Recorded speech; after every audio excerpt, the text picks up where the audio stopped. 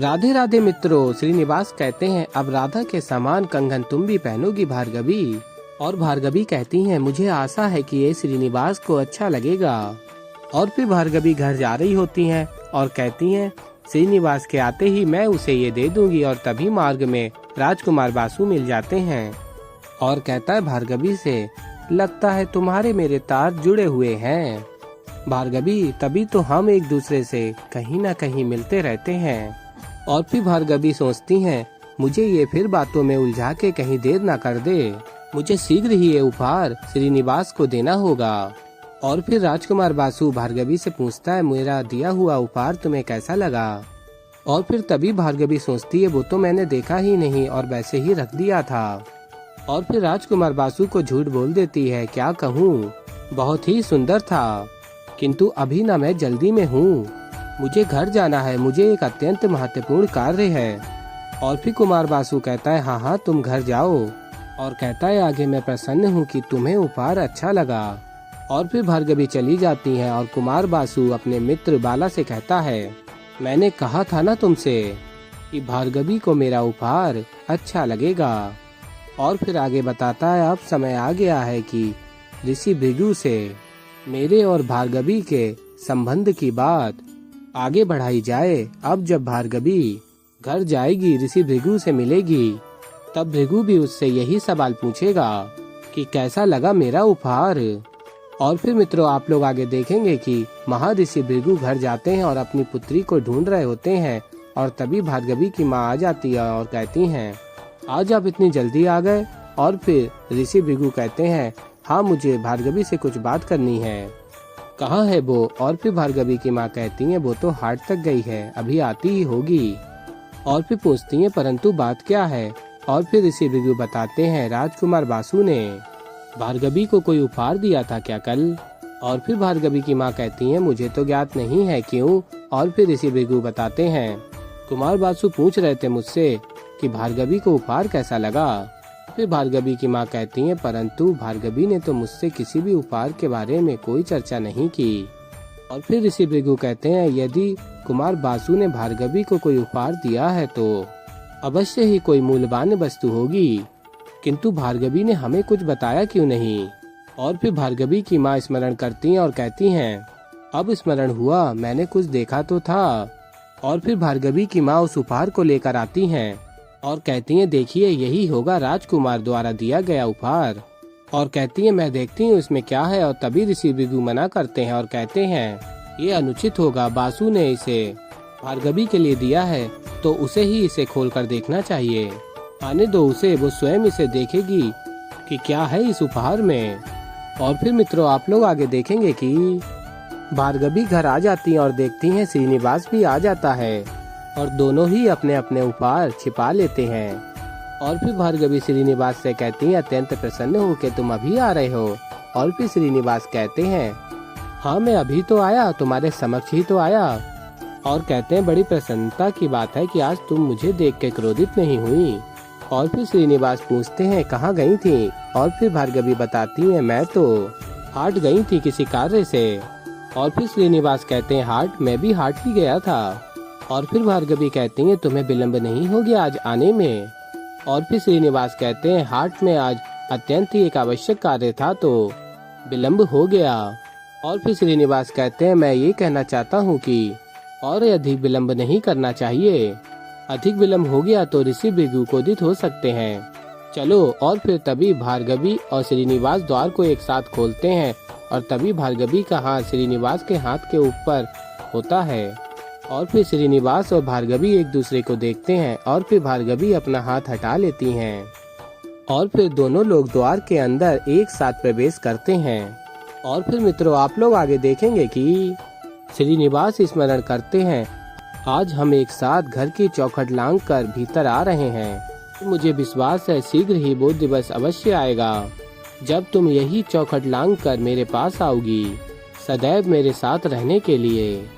और फिर आगे आप लोग देखेंगे महर्षि भृगु कहते हैं भार्गवी की माँ से भार्गवी भी विचित्र है, राजकुमार का दिया हुआ उपहार कोई रख के भूल कैसे सकता है। और फिर ऋषि भृगु देखते हैं और कहते हैं ये देखिए दोनों आंगन में खड़े हैं और फिर मित्रों आप लोग आगे देखेंगे कि महर्षि भृगु कहते हैं पुत्री भार्गवी, ये क्या तुमने राजकुमार का दिया हुआ उपहार इसे खोलकर देखा तक नहीं।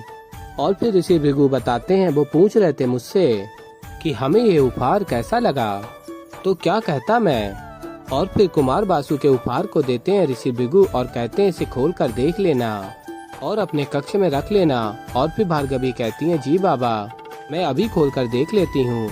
और फिर ऋषि भृगु कहते हैं, और हमें बताना अवश्य ही कि तुम्हें ये उपहार कैसा लगा, ताकि मैं उन्हें बता सकूं कि तुम्हें ये उपहार पसंद आया या नहीं। और फिर भार्गवी अपने कक्ष में चली जाती हैं और कहती हैं, ये बासु का उपहार नहीं, उलझन है मेरे लिए।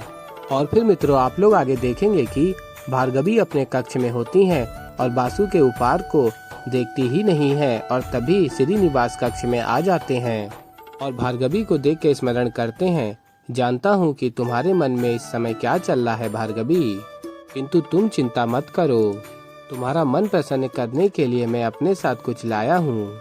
और फिर श्रीनिवास भार्गवी से कहते हैं, अरे वाह क्या बात है, मुझे नहीं ज्ञात था कि तुम्हें तंत्र मंत्र भी आते हैं। और फिर भार्गवी कहती हैं, तंत्र मंत्र। और फिर श्रीनिवास कहते हैं, हाँ हाँ कोई मंत्र कोई तंत्र तो ज्ञात होगा ही, क्योंकि मायावी शक्ति का उपयोग करोगी तुम, जिससे कदाचित ये उपहार अपने आप ही खुल जाए। और फिर आगे कहते हैं श्रीनिवास भार्गवी से, अब ऐसे मुख फुलाकर बैठने से क्या होगा, एक बार देख तो लो इसमें है क्या। और तभी भार्गवी कहती हैं श्रीनिवास से, मेरा देखने का मन नहीं है, बाद में देख लूंगी। और फिर श्रीनिवास कहते हैं, नहीं नहीं बाद में क्या होता है, अभी देख लो, बाद में तुम फिर भूल जाओगी। फिर राजकुमार बासु तुम्हारे पिताश्री से पूछेंगे, फिर चक्कर घूमता जाएगा, क्यों घुमाना है, एक बार देख लो। और फिर तभी भार्गवी कहती हैं, देखकर क्या करूं। और बताती हैं, वैसे भी मैंने राजकुमार बासु को मार्ग में कह दिया था कि जो भी उपहार भेजा वो सुंदर ही होगा। और फिर श्रीनिवास कहते हैं, वाह ये अच्छा है, बोलना कुछ और है करना कुछ और है, क्या मिला ये करके। और फिर भार्गवी कहती हैं, हाँ तो मैं क्या करती, उनसे ये कहती कि मैं उपहार रखकर ही भूल गई।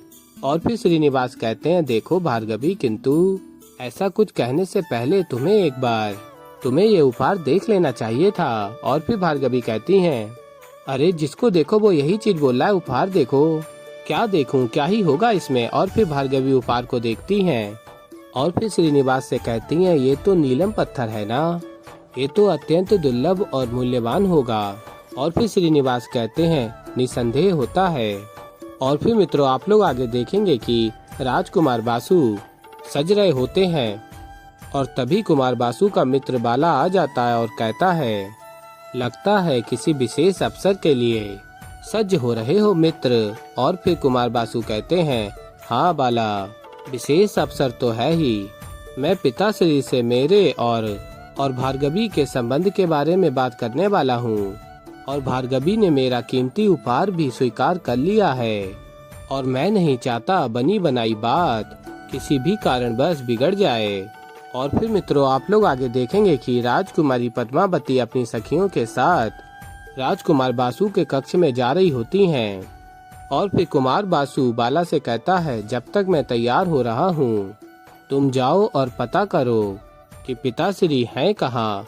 और फिर तभी बाला कहता है, अवश्य मित्र, अवश्य, मैं अभी सूचना लेकर आता हूँ। और फिर आगे आप लोग देखेंगे कि राजकुमार बासु स्मरण करता है, बस एक बार मेरा और भार्गवी का विवाह निश्चित हो जाए, फिर मैं भार्गवी और ऋषि भृगु की सहायता से अपनी पद्मावती का विवाह करवाऊंगा और फिर बनूंगा महाराज। और फिर मित्रों आप लोग आगे देखेंगे कि श्रीनिवास स्मरण करते हैं, इस रत्न के समक्ष मैं अपना उपहार क्या ही दूंगा भार्गवी को। और फिर श्रीनिवास अपने उपहार को छिपा लेते हैं और तभी भार्गवी कहती हैं, क्या छुपा रहे हो तुम। और फिर श्रीनिवास कहते हैं, नहीं कुछ भी तो नहीं है, चलो मैं भोजन पकाने में लग जाता हूँ, मैं चलता हूँ। और तभी भार्गवी कहती है, नहीं नहीं तुम कहीं नहीं जा रहे हो, देखो तुम्ही ने तो कहा था तुम मेरी सखी हो और हम एक दूसरे से सदैव सत्य कहेंगे, कुछ नहीं छिपाएंगे, तो मुझसे क्यों छिपा रहे हो, दिखाओ क्या है। तो ऐसे ही मित्रों आगे और भी बहुत कुछ देखेंगे आप लोग। तो अभी के लिए इस वीडियो में इतना ही। और मित्रों मैं मिलता हूँ जल्दी एक नई वीडियो के साथ, तो तब तक के लिए राधे राधे।